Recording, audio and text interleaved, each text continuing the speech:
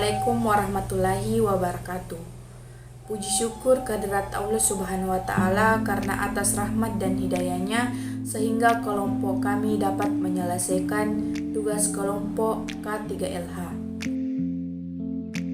Sebelum melanjutkan presentasi, izinkan saya memperkenalkan anggota kelompok saya. Saya sendiri Mirna Salbadaliah dengan NIM 220201600033. Sahirana dengan NIM 220201600031 dan Alvino Adri Putra Nukman dengan NIM 220201600007. Jadi judul presentasi hari ini yaitu APD, Alat Perlindungan Diri. Sebelum itu saya akan menjelaskan sedikit tentang alat perlindungan diri. Jadi, alat perlindungan diri adalah alat-alat yang mampu memberikan perlindungan terhadap bahaya-bahaya kecelakaan, ataupun bisa juga disebut kelengkapan yang wajib digunakan pada saat bekerja sesuai bahaya dan risikonya saat melakukan pekerjaan, dan untuk menjaga keselamatan pekerja itu sendiri dan orang sekelilingnya. Baiklah, selanjutnya saya persilakan Sahirana untuk melanjutkan materi selanjutnya. Assalamualaikum warahmatullahi wabarakatuh. Perkenalkan, nama saya Sahirana dengan NIM 220201600031. Saya akan melanjutkan materi tentang penjelasan alat perlindungan diri. Bagian B, jenis-jenis alat perlindungan diri.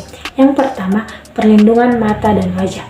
Proteksi mata dan wajah merupakan persyaratan yang mutlak yang harus dikenakan oleh pemakai dikala bekerja dengan bahan kimia. Hal ini dimaksud untuk melindungi mata dan wajah dari kecelakaan akibat dari tumpahan bahan kimia, uap kimia, dan radiasi. Secara umum, perlindungan mata terdiri dari kacamata pelindung, Google, pelindung wajah, pelindung mata spesial yaitu Google yang menyatu dengan masker khusus untuk melindungi mata dan wajah dari bahaya radiasi. Yang kedua, perlindungan badan. Baju yang dikenakan selama bekerja di laboratorium merupakan suatu perlengkapan yang wajib dikenakan sebelum memasuki laboratorium. Jas laboratorium dikenal oleh masyarakat pengguna bahan kimia ini terbuat dari bahan katun dan bahan sintetik. Hal yang perlu diperhatikan ketika menggunakan jas laboratorium yaitu kancing jas laboratorium tidak boleh dikenakan dalam kondisi tidak terpasang dan ukuran jas laboratorium pas dengan ukuran badan pemakainya. Jas laboratorium merupakan pelindung badan dari tumpahan bahan kimia dan api sebelum mengenai kulit pemakainya. Jika jas laboratorium terkontaminasi oleh bahan kimia, lepaslah jas secepatnya.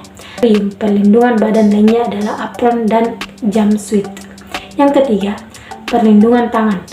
Kontak pada tangan merupakan permasalahan yang sangat penting apabila terpapar bahan kimia yang korosif dan beracun.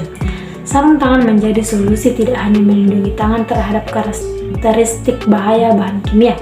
Sarung tangan juga dapat memberi perlindungan dari peralatan gelas yang pecah atau rusak, permukaan benda yang kasar atau tajam, dan material yang panas atau dingin. Sarung tangan harus secara periodik diganti berdasarkan frekuensi pemakaian dan permeabilitasan bahan kimia yang ditangani. Jenis sarung tangan yang biasa dipakai di laboratorium di antaranya yang terbuat dari bahan karet, kulit, dan pengisolasi atau asbestos untuk temperatur tinggi. Yang keempat, perlindungan pernafasan.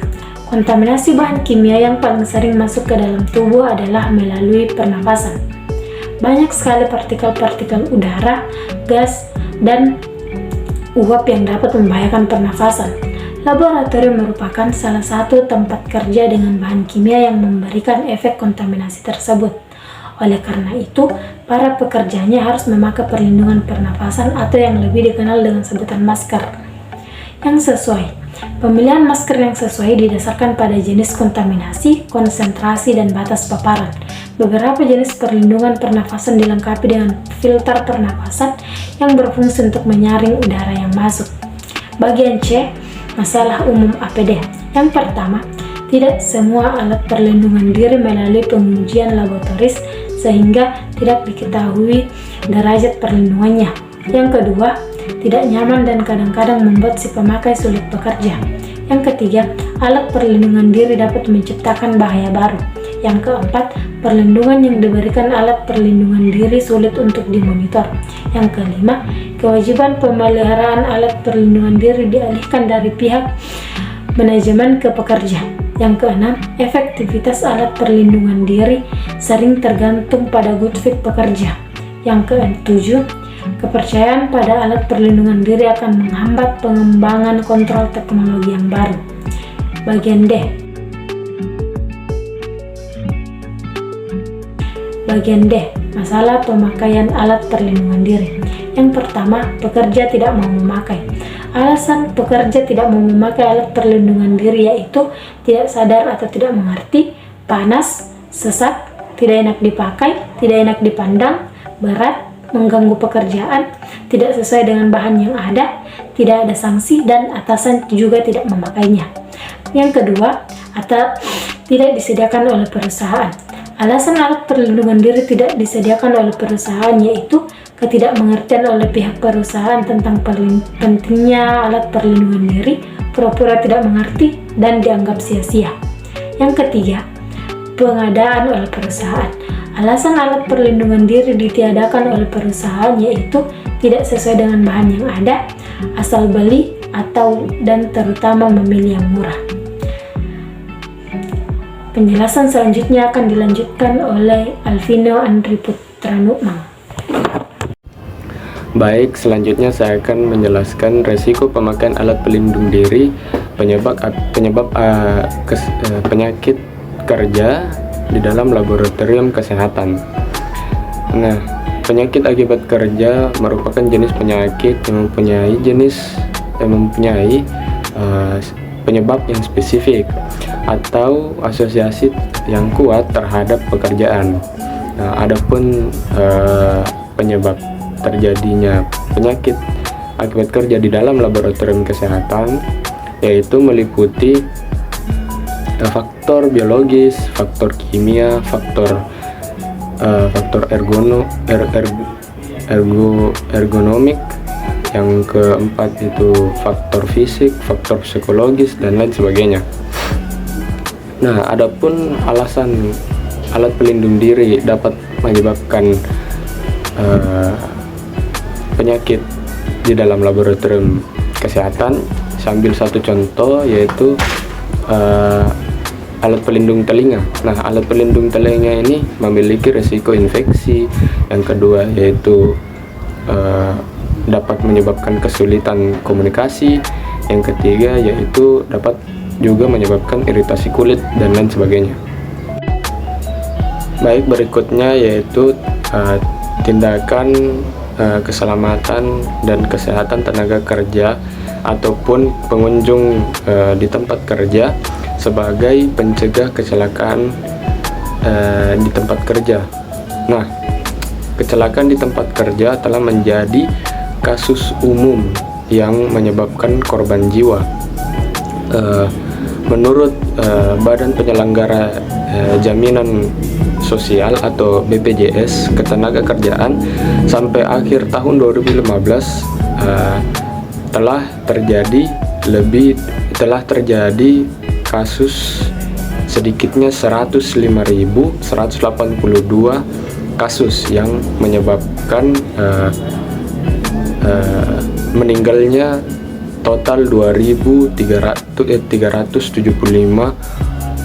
orang yang diakibatkan tidak menggunakan alat pelindung diri.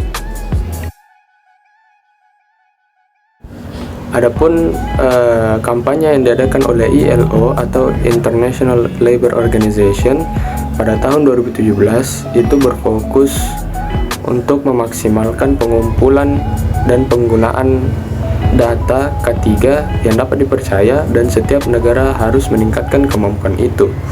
Adapun kampanye ini bertujuan untuk meningkatkan kesadaran dunia terkait besarnya peristiwa cedera, penyakit, dan kematian di seluruh dunia yang disebabkan oleh kecelakaan kerja.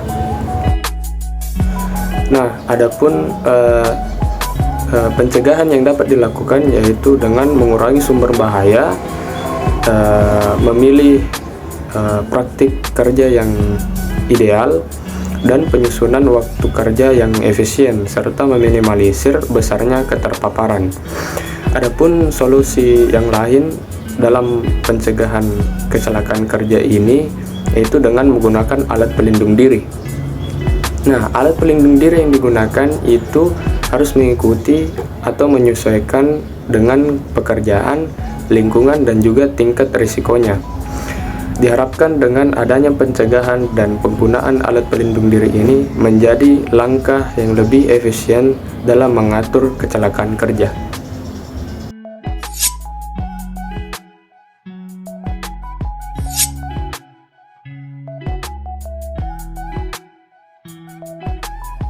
Itulah presentasi dari kelompok kami. Adapun kesimpulannya yaitu alat perlindungan diri atau APD sangat penting dan diperlukan oleh pegawai, karyawan, engineering, administratif, atau siapapun yang memiliki resiko kecelakaan ataupun bahaya dalam bekerja. Oleh karena itu, APD harus benar-benar dipelajari dan dipahami dalam penggunaannya ataupun pemeliharaannya, agar APD berfungsi dengan baik. Lebih dan kurangnya mohon dimaafkan. Wabillahi taufiq wal hidayah. Assalamualaikum warahmatullahi wabarakatuh.